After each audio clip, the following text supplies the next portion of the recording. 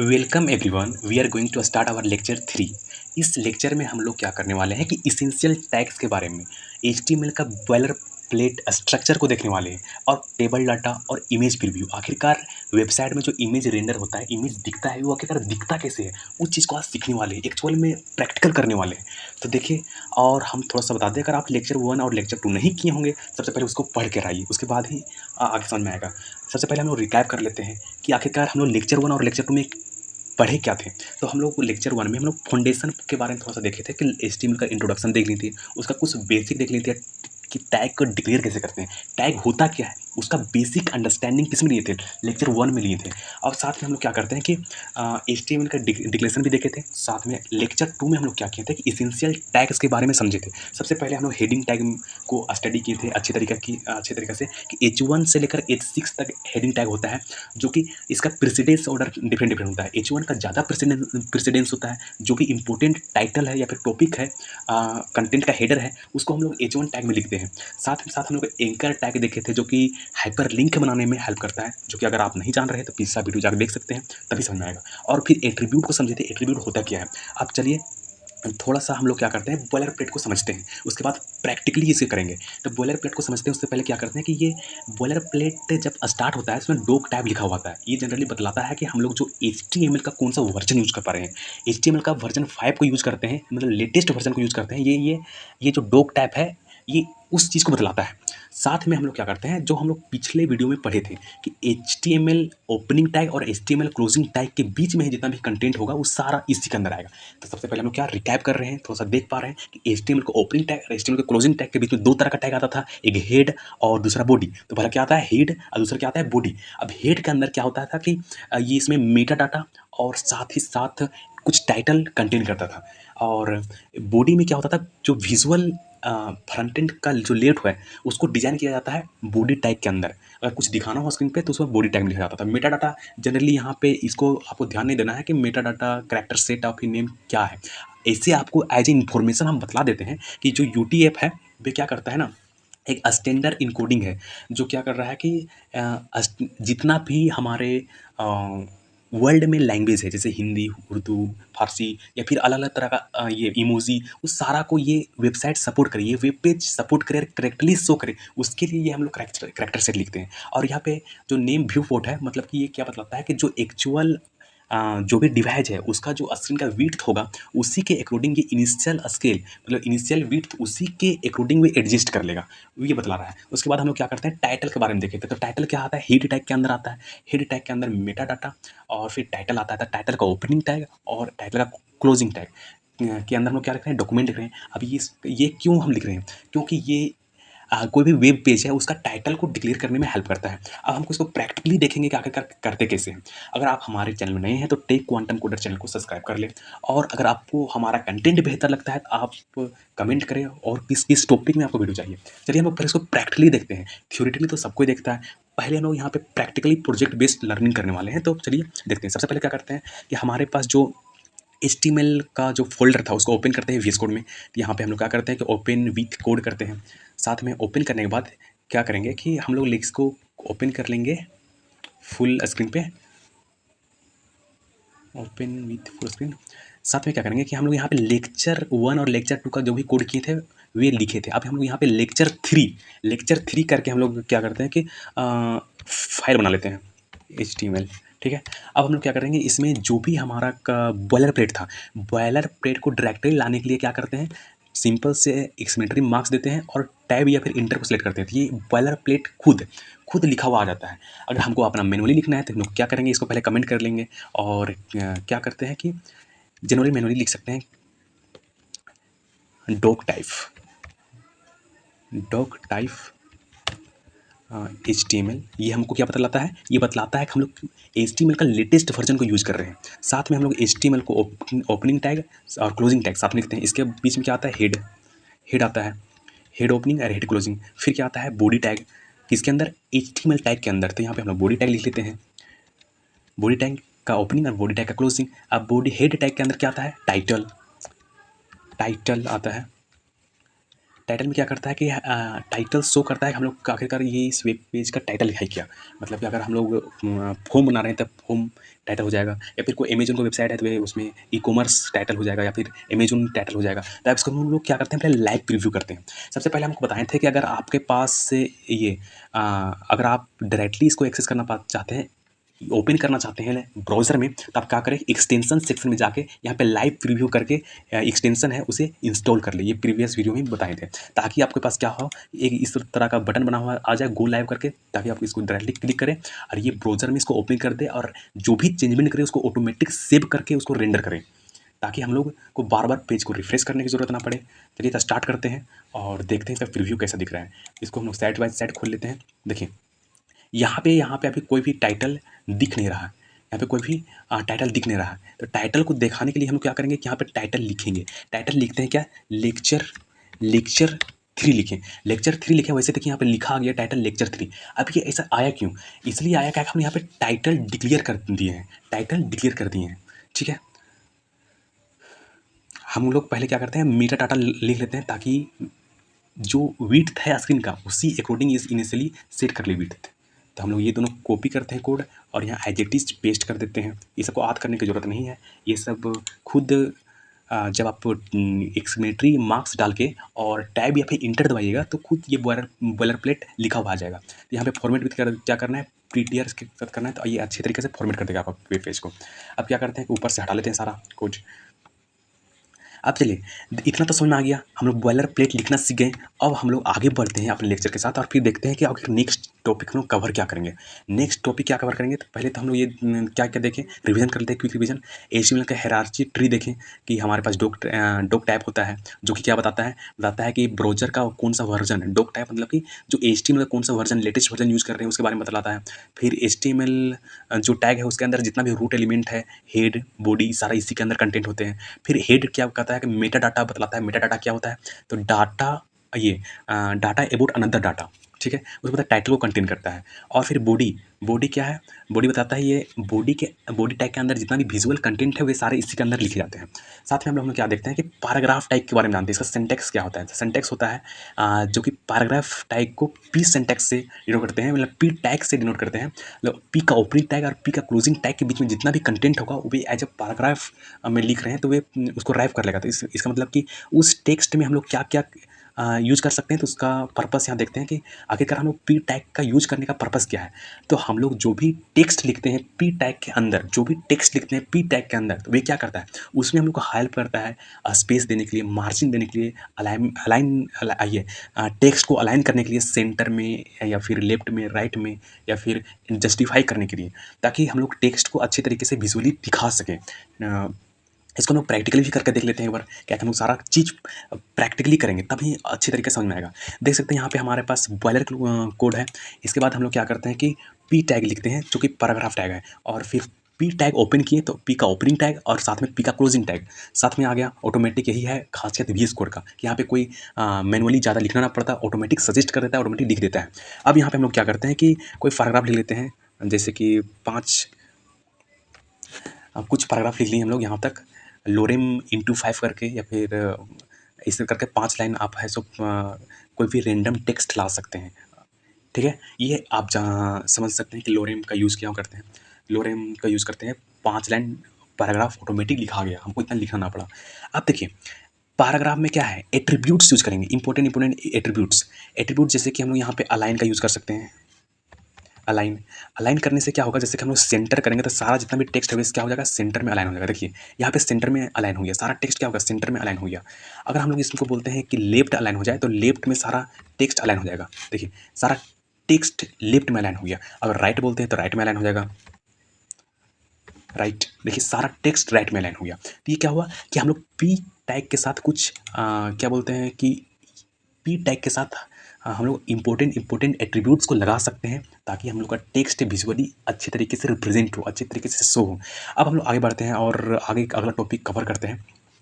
अगला टॉपिक क्या है, सेपरेटर मोस्ट इंपोर्टेंट थिंग। जब हम लोग लाइन ब्रेक चाहते हैं कि अगर हमारा टेक्स्ट एक लाइन में जा रहा है और उस टेक्स्ट को एक लाइन से दूसरी लाइन में जाना है, लिखना है, तो हम लोग क्या करते हैं, उस लाइन को ब्रेक करते हैं। तो उसके लिए हम लोग क्या यूज़ करते हैं, ब्रेक टैग का यूज़ करते हैं। लाइन ब्रेक करने के लिए हम लोग बी आर टैग का मतलब होता है ब्रेक टैग। और साथ में दूसरा क्या होता है, हॉरिजॉन्टल अगर लाइन चाहिए, उसके लिए हॉरिजॉन्टल रूल क्या है कि हम लोग हॉरिजॉन्टल लाइन के लिए HR हॉरिजॉन्टल रो, एक हॉरिजॉन्टल रो क्रिएट करते हैं, जो कि क्या होता है, डिनोट होता है हॉरिजॉन्टल लाइन से।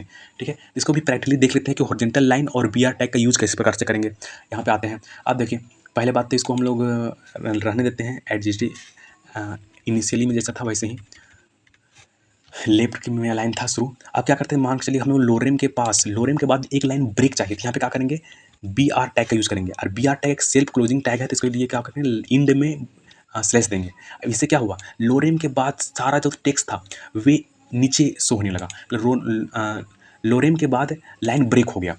अगर हम लोग यहाँ पे क्या चाहते हैं कि दूसरा क्या देखिए, हॉरिजॉन्टल लाइन चाहिए, तो अगर हमको इस टेक्स्ट प्लेसेट के नीचे हॉरिजॉन्टल लाइन चाहिए, तो उसके लिए क्या करेंगे, एच आर, जो कि अभी हम लोग टैग देखें, HR टैग लिखेंगे। तो बी टैग के जस्ट नीचे हम लोग क्या लिख सकते हैं, HR हॉरिजॉन्टल रो, ताकि ये हम लोग को क्या दे दे, एक तो हॉरिजॉन्टल लाइन दे दे। देखिए यहाँ पे क्या किया, हॉरिजॉन्टल लाइन दे दिया। इसमें हम लोग अलग अलग एट्रीब्यूट से यूज कर सकते हैं, जैसे कि इसका विड्थ यूज़ कर सकते हैं कि कितना विड्थ चाहिए, तो विड्थ यहाँ पे लिख सकते हैं। तो विड्थ हमको दे देगा, जैसे 50 लिखेंगे तो 50 विड्थ आधा हो जाएगा, 50 पिक्सल हो जाएगा। 50% लिखेंगे तो ये 50% तक ये एरिया कवर करेगा। तो ऐसा कुछ आप जान सकते हैं कि HR क्यों क्यों यूज़ किए, तो HR यूज़ किए हॉरिजॉन्टल लाइन को ड्रॉ करने के लिए। और फिर P टैग का क्यों यूज़ किए, P टैग को पैराग्राफ लिखने के लिए। और BR टैग का यूज़ क्यों किए, क्या एक लाइन को ब्रेक करने के लिए। जब अगर कोई एक लाइन में टेक्स्ट लिखा हुआ है, तो उसको लाइन ब्रेक करके हम लोग क्या कर सकते हैं कि एक लाइन से दूसरी लाइन में ला सकते हैं ईजिली। चलिए इतना तक तो कवर हो गया। आप सबसे इंपॉर्टेंट चीज़ हम लोग और आगे बढ़ते हैं और क्या क्या सीखते हैं। हम लोग यहाँ पे जानने वाले हैं कि टेक्स्ट फॉर्मेटिंग, टेक्स्ट को अलग अलग तरीके से फॉर्मेट कैसे कर सकते हैं। हम लोग को अगर बोल्ड करना हो, तो इसके लिए हम लोग क्या करते हैं, बी टैग का यूज़ करते हैं, बी टैग का यूज़ करते हैं ताकि टेक्स्ट बोल्ड दिखे। जो भी टेक्स्ट बी ओपनिंग टैग और बी क्लोजिंग टैग के अंदर लिखेंगे, वही टेक्स्ट केवल बोल्ड होगा, उसके अलावा कोई और टेक्स्ट बोल्ड नहीं होगा। अगर हमको टेक्स्ट को इटैलिक करना है, तो क्या होगा कि आई टैग के अंदर जो भी टेक्स्ट को रैप करेंगे, आई टैग के अंदर जो भी टेक्स्ट को रैप करेंगे, वही टेक्स्ट इटैलिक होगा, उसके अलावा कोई और इटैलिक नहीं होगा। अगर हम लोग कोई चीज़ को हाईलाइट करना चाहते हैं, जैसे लाइक हाईलाइटर, जैसे हम लोग अगर हम लोग स्टडी करते हैं, तो उसमें बुक में या फिर कॉपी में हम लोग हाईलाइटर का यूज़ करते हैं। उस प्रकार से यहाँ पे वेब पेज में भी कोई भी टेक्स्ट को अगर हाईलाइट करना हो, उसके लिए मार्क टैग यूज़ करते हैं। उसके लिए क्या होता है, मार्क टैग। हाँ, तो हम चलिए इस तीनों टैग को प्रैक्टिकली देखने वाले हैं कि आखिर यूज़ कैसे करें और वे दिखेगा क्या, उसका इफेक्ट क्या होगा। तो चलिए हम लोग आते हैं वीडियो ये प्रैक्टिकल पार्ट पे। मान के चलिए कि हमको लोरेम के बाद डॉलर सीट, इसको हमको बोल्ड करना है, तो डॉलर सीट को रैप करना पड़ेगा बी टैग से। बी टैग इसके बाहर यूज़ करना पड़ेगा। जैसे बी टैग यहाँ पे ओपन हुआ और बी टैग क्लोज हुआ, तो इसके अंदर डॉलर सीट इसके अंदर क्या करेंगे कि रैप कर देंगे। तो बी के ओपनिंग टैग और बी के क्लोजिंग टैग के बीच में हम लोग क्या करेंगे, ये डॉलर सीट को रख दिए। इसका मतलब यहाँ पे देख सकते हैं, साफ साफ देख सकते हैं कि जो हमारा पास इतना पैराग्राफ लिखा हुआ है, उसमें से डॉलर सीट क्या हुआ, बोल्ड हो गया। तो बोल्ड टैग टैग का यूज़ देख रहे हैं, टैग का यूज़ क्यों होता है इस वेब पेज में, ताकि वे कोई पार्टिकुलर टास्क को करवा सके, वो कोई पार्टिकुलर जो हम लोग चाहते हैं रिक्वायरमेंट है, उसको फुलफिल कर पा रहा है। ठीक है, अगर हम लोग को कोई टेक्स्ट को इटैलिक करना है, मान चलिए कि ये लेबर को हम लोग क्या करना है कि इटैलिक करना है, तो यहाँ पे लेबर को रैप कर देंगे आई टैग में, आई का ओपनिंग टैग और क्लोजिंग टैग। इसको इसमें क्या करेंगे, ये जो लेबर लिखा हुआ है, इसको हम लोग इसमें रैप कर देंगे। आई टैग के ओपनिंग और आई का क्लोजिंग टैग के बीच में लेबर को रखेंगे, तो यहाँ पे देख सकते हैं साफ साफ कि यहाँ पे क्या हुआ, लेबर इटैलिक हो गया है, लेबर इटैलिक हो गया। अगर एक और वर्ड को यहाँ पे रखते हैं, तो देख सकते हैं कि ये भी यहाँ पे अच्छे तरीके से इटैलिक शो होगा रिजल्ट में। यहाँ पे क्या हुआ कि यहाँ पे लेबर एंड डेबिटिस, ये इटैलिक हो गया, मतलब कि जो भी आई के ओपनिंग टैग और आई के क्लोजिंग टैग पे जो भी टेक्स्ट लिखा हुआ है, बस उसी पर अपना इम्पैक्ट डालेगा ये टैग। बी टैग का ओपनिंग टैग से लेकर क्लोजिंग टैग के बीच में जो भी इसमें रैप टेक्स्ट है, उसी को केवल ये बोल्ड करेगा। और बी आर टैग तो ये सिंपल, इसमें कोई कंटेंट नहीं आता, इसलिए सेल्फ क्लोजिंग टैग का यूज़ कर रहा है। और एच आर टैग भी हॉरिजॉन्टल जो लाइन ड्रॉ कर रहा है, हॉरिजॉन्टल जो रोड ड्रॉ कर रहा है, इसका भी वही इस्तेमाल है कि क्या कर रहा है, एच आर टैग एक हॉरिजॉन्टल लाइन ड्रॉ करने में हेल्प कर रहा है। उसके बाद हम लोग चलते हैं आगे, मोस्ट इंपॉर्टेंट चीज़ को लर्न करते हैं और सीखते हैं क्या, एडिंग विजुअल, सबसे मोस्ट पार्ट जो कि स्टूडेंट लोग चाहता है कि हम लोग सीखें कि आखिरकार पहला इमेज किस प्रकार से वेबसाइट में दिखा सकते हैं। उसके लिए आता है IMG टैग, इमेज टैग। इसके अंदर 4 तरह का एट्रीब्यूट यूज़ करने वाले हैं। एक होता है SRC, SRC मतलब सोर्स, कौन सा सोर्स को दिखाना चाहते हैं, मतलब हमारे पास जो भी इमेज है, इमेज का सोर्स बताना पड़ता है कि ये हमारा सोर्स है। और फिर अल्टर, अगर हमारा इमेज लोड नहीं हुआ तो उस केस में अल्ट में दिखा देगा प्रोफाइल इमेज यहाँ पे था सेट और ये लोड नहीं हुआ।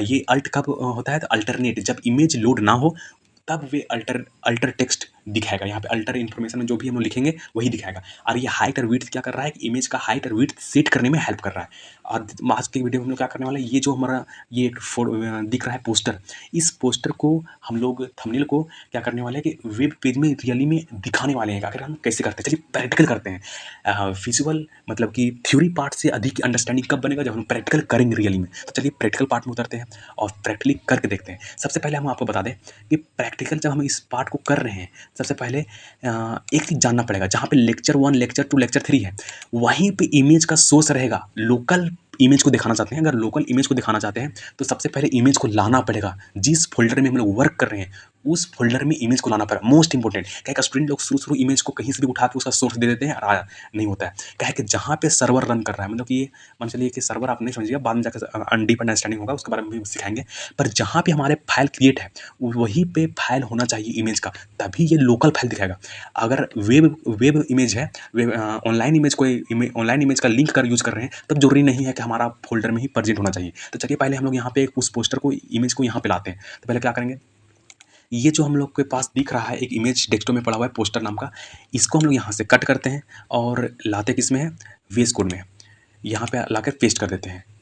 तो क्या हुआ, ये पोस्टर डॉट PNG नाम का जो इमेज था, पोस्टर था, वे हमारे कोड एडिटर में आ गया है, हमारे फाइल में आ गया है। अब हम लोग यहाँ पे क्या करना है, यहाँ पे हम लोग शो करना है इसका इमेज को। तो क्या करते हैं, सबसे पहले हम लोग पी टैग को हटा लेते हैं। पी टैग को, जो भी हम लोग पी टैग का यूज़ किए उसको तब सीख गए होंगे आप लोग, तो इसको हम लोग कमेंट कर देते हैं ताकि वे यहाँ पे इम्पैक्ट ना डालें। और हॉरिजॉन्टल रो को भी कमेंट कर देते हैं। हम लोग क्या देखें, सबसे पहले हम लोग यहाँ पे देखें कि यूज़ करेंगे हम लोग IMG टैग को। तो IMG ये एक ठो क्या है कि ये सेल्फ क्लोजिंग टैग है, इसके अंदर कोई कंटेंट नहीं होता, इसलिए इसके अंदर कोई कंटेंट नहीं होता। इसको एट्रीब्यूट एज एट्रीब्यूट यूज़ करेंगे। सबसे पहले यहाँ करेंगे सोर्स देंगे SRC जो कि इमेज का URL होगा, लिंक होगा। तो इमेज का URL क्या है, पोस्टर डॉट PNG। ये अब यहाँ पे क्या हुआ, पूरा पोस्टर देख सकते हैं, यहाँ पे वेब पेज में पूरा पोस्टर आ गया। लेकिन हमको क्या करना है, इसका पर्टिकुलर हाइट विड्थ देना है। तो क्या करेंगे, हाइट दे देंगे, हाइट देते हैं इसका 500 पिक्सल। तो 500 पिक्सल ऑटोमेटिक ले लेगा, तो ये हाइट ले लिया। और विड्थ हम लोग दे देते हैं इसका, विड्थ मान लीजिए हमको इसका विड्थ देते हैं 400 पिक्सल। तो यहाँ पिक्सल लिखने जरूरी नहीं है, पिक्सल का दिखता है जब CSS का यूज़ करते हैं। अगर हमको ये अच्छा नहीं दिख रहा है तो इसको हाइट थोड़ा सा कम कर देते हैं, हाइट कर देते हैं 300 पिक्सल। देखिए अब ये सक्सेसफुली अच्छे तरीके से दिख गया। 200-250 रहने देते हैं ताकि और अच्छे से दिखे। हाँ, देखिए हम लोग क्या किए, सबसे पहले आके आप एक इमेज को अपने वेब पेज में पहली बार दिखाना, प्रीव्यू करवाना सीख गए कि आखिरकार इमेज को किस प्रकार से रेंडर करवाते हैं अपने वेब पेज के UI में। अब देखते हैं अगर ये इमेज प्रेजेंट ना हुआ तो क्या क्या दिखेगा। अगर यहाँ पे कोई चीज़ गलत हो गया, अगर सोर्स नहीं मिल रहा है, तब देख सकते हैं यहाँ पे कोई इमेज नहीं दिखेगा। पर इस जगह पे यहाँ पे केवल एक ठो इमेज का आइकन बना हुआ आ रहा है। पर अगर इमेज का सोर्स नहीं मिलता उस केस में हम लोग क्या चलाते हैं, अल्टरनेट। सोर्स के अल्टरनेट क्या कि यहाँ पे कुछ पोस्टर था, पोस्टर इमेज करके लिख देते हैं ताकि ये चीज़ दिखे। देखिए यहाँ पे एक पोस्टर इमेज है, मतलब कि जब इमेज नहीं है तो उस एरिया को घेरेगा नहीं, बल्कि यहाँ पे लिख देगा पोस्टर इमेज। यहाँ पे जो अल्टरनेट सोर्स नहीं मिलेगा, तो सोर्स जब प्रेजेंट ना हो, सोर्स प्रेजेंट ना होने का मतलब है कि वो इमेज हम लोग को ना मिला, उस वेब पेज को दिखाने के लिए वो इमेज का सोर्स नहीं मिला। तब क्या हुआ, उसके अल्टरनेट उस नाम को ही प्रिंट कर दिया, वहाँ पे रेंडर कर दिया। अगर सोर्स मिल जाता, अगर सोर्स मिल जाएगा, अगर हम इसका नाम करेक्ट कर दें, तो वे अल्टरनेट जो टेक्स्ट यहाँ दिखा रहा है, जो हम लोग एट्रीब्यूट यूज़ कर रहे हैं, वे एट्रीब्यूट यहाँ पर रन ही नहीं करेगा, क्योंकि हमको सोर्स फाइनली सक्सेसफुली मिल गया। ठीक है, तो आज हम लोग क्या सीखें, इमेज अपने वेब पेज में इमेज को दिखाना बहुत ही बेहतरीन तरीके से समझ लिए कि किस प्रकार से रेंडर करवाते हैं। और सबसे इंपॉर्टेंट बात, इमेज अगर लोकल है तो हम लोग को पहले जहाँ पे हम लोग जिस फोल्डर पे काम कर रहे हैं उसी फोल्डर पे इमेज को लाना पड़ेगा। अगर हम लोग ऑनलाइन वर्क कर रहे हैं, अगर हम लोग ऑनलाइन वर्क करें तो यहाँ पे क्या करें, जैसे मान चले कि न्यूज़ पोस्टर लिख कर हम यहाँ पे सर्च करते हैं। अब हमारे पास कोई इमेज हो तो उस प्रकार से देखिए, मान चलिए कि हमारे पास ये इमेज है। अगर इसका इमेज को हम लोग दिखाना है तो क्या करेंगे, पहले इसको हम लोग ओपन इन न्यू टैब करेंगे। न्यू टैब ओपन करने से क्या होगा कि ये एक नए टैब में ओपन होगा इमेज। अब इस इमेज का जो URL है उसको कॉपी करेंगे। कॉपी करने के बाद हम लोग क्या करेंगे कि इस जो यहाँ पे सोर्स दिए हैं, सोर्स के जगह पे उस URL को पेस्ट कर देना है। पेस्ट करते ही क्या होगा कि इस केस में हम लोग हम लोग के वेब पेज में उस इमेज का सोर्स देने के कारण क्या होगा कि यहाँ पे हम लोग सक्सेसफुली उस इमेज को दिखा पाएंगे। देख सकते हैं हम लोग यहाँ पे उस इमेज को दिखा पाए। अब यहाँ के बाद आगे हम लोग बढ़ते हैं और आगे बढ़ने के बाद हम लोग क्या देखते हैं कि हम लोग कहाँ पे थे। हम लोग क्या करने हैं, सक्सेसफुली हम लोग देख पाएँ कि आखिरकार इमेज टैग का यूज़ कैसे कर पाते हैं और इमेज दिखाते कैसे हैं। उसके बाद हम लोग आगे बढ़ते हैं।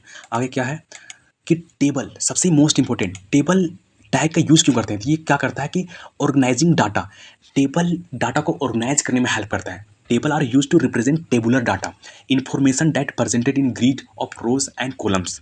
जो भी जनरली टेबल का यूज होता है इंफॉर्मेशन को रो और कॉलम में दिखाने के लिए। तो सबसे पहले हम लोग इसका बॉयलर प्लेट देखते हैं, आखिरकार सिंटैक्स लिखते कैसे हैं। सबसे पहले क्या करते हैं कि हमारे पास आता है टेबल, टेबल का ओपनिंग टैग और टेबल का क्लोजिंग टैग। इसके बाद क्या आता है, दो पार्ट आता है, पहले टेबल का हेडिंग और फिर टेबल का बॉडी। इसका मतलब समझिए, टेबल का हेडिंग में कंटेंट करता है कि उसके पास क्या क्या हेडिंग रहेगा। जैसे कि अगर हम लोग को स्टूडेंट का नाम लेना है तो नाम किस में आ जाएगा, हेडिंग में।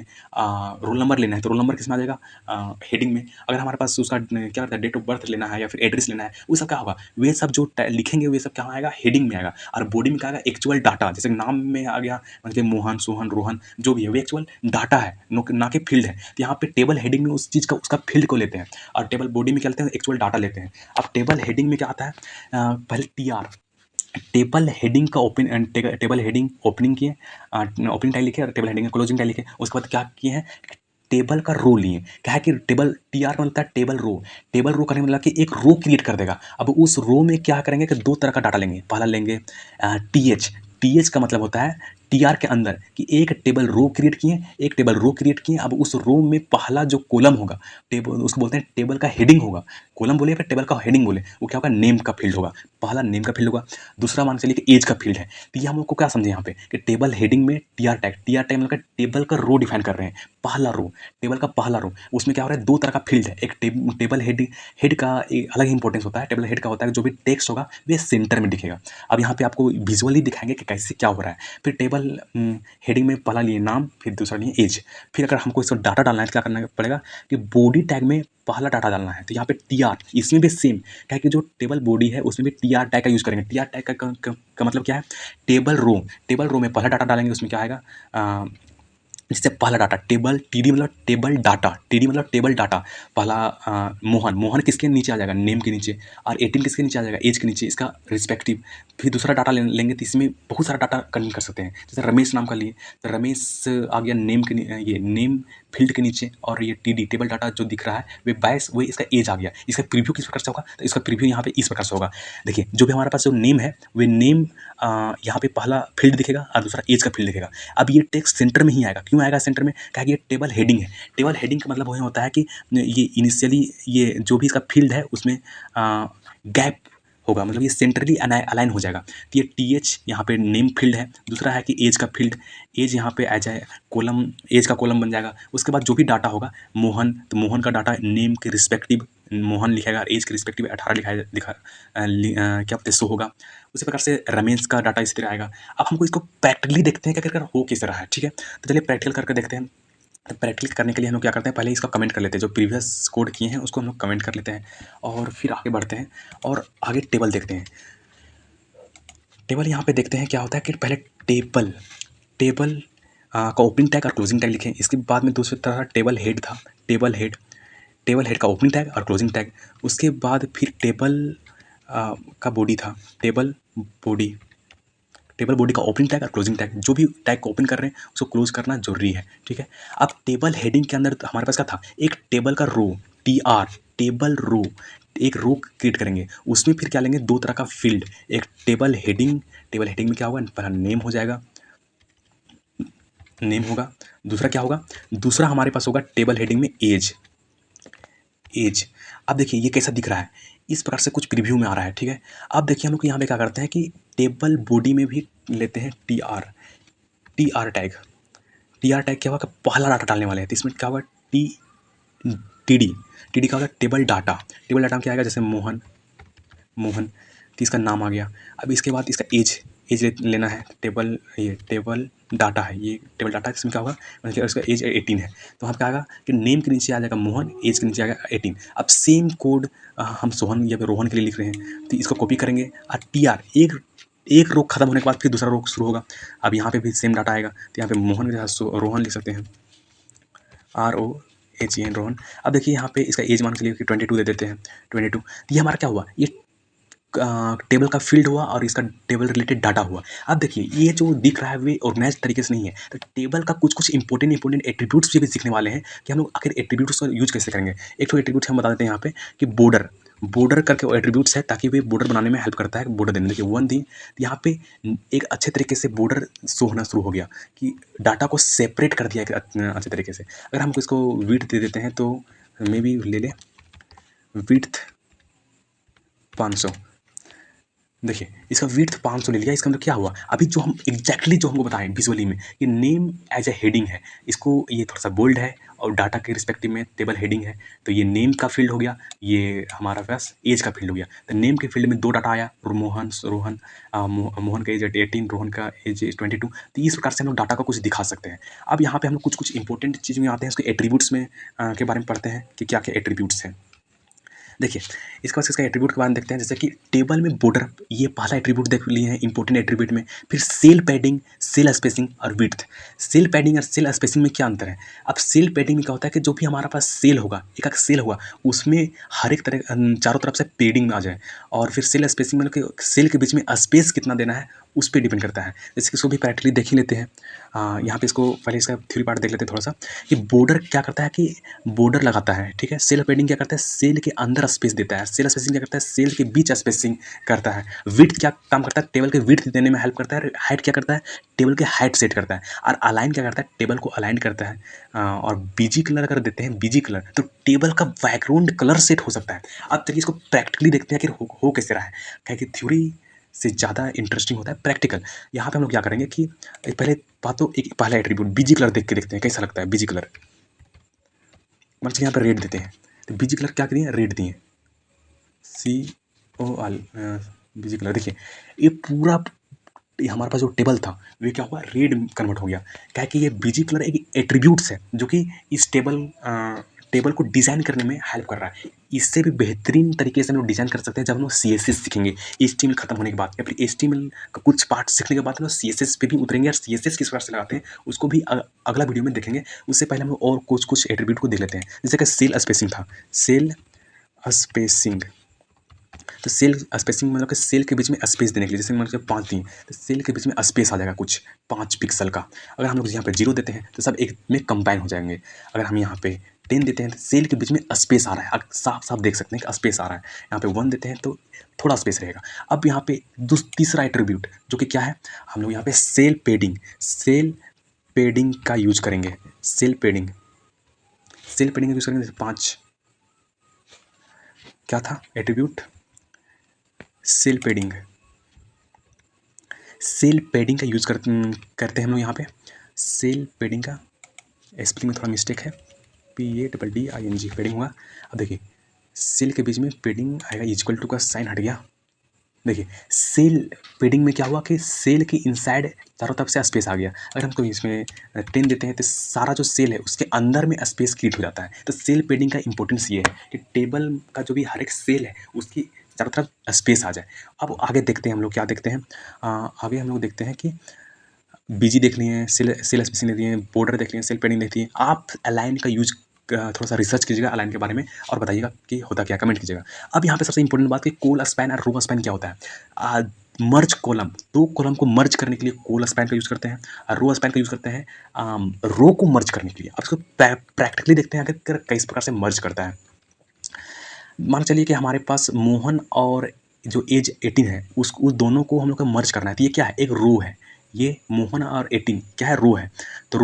तो रो को हमको मर्ज करना है, रो को मर्ज करना है। तो TR में क्या करेंगे, रो को मर्ज करना है तो TR में क्या करेंगे, रोज स्पैन लिखेंगे। रोज देख सकते हैं कि यहाँ पे रोज स्पैन क्या कहेंगे, रोज स्पैन यहाँ पे अगर 2 देते हैं तो 2 रो मर्ज हो जाएगा।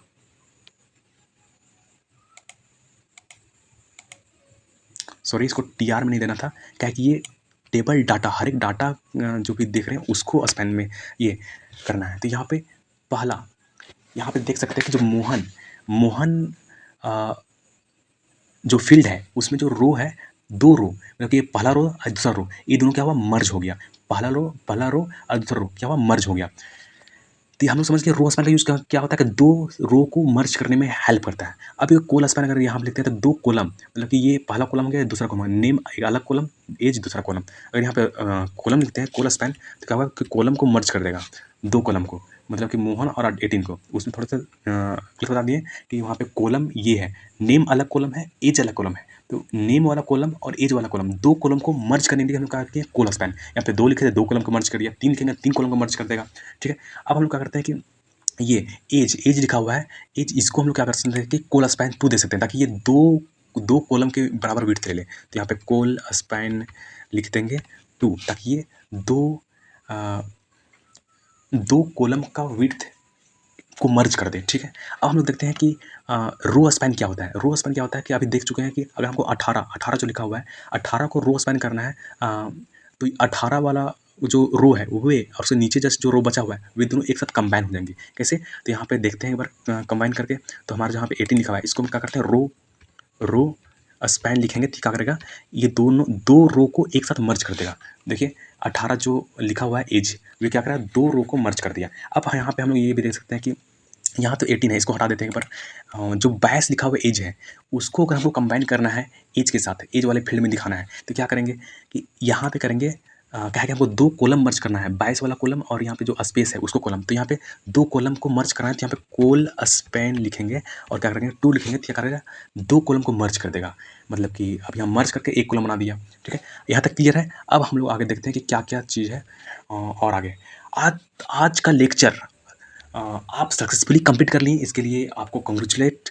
और साथ में आज हम लोग इस वीडियो में क्या क्या कवर किए, स्ट्रक्चर देखे, बॉयलर प्लेट देखे, डॉक टैग देखे, मेटा टैग देखे, फिर टेबल के बारे में जाने, रो टैग देखें, B R tag, H R tag और पैराग्राफ टैग के बारे में पढ़ें, फिर colspan, rowspan, border और बहुत सारे एट्रीब्यूट्स के बारे में भी देखें। अब हम लोग क्या करते हैं कि आपको असाइनमेंट देते हैं। क्या असाइनमेंट है? पहला असाइनमेंट है टास्क 1 के build a personal profile using heading, paragraph, image, HR और साथ ही साथ आप अलग अलग चीज़ का यूज़ कर सकते हैं, टेबल टैग का यूज़ कर सकते हैं और फिर इमेज जो था उसका भी यूज़ कर सकते हैं।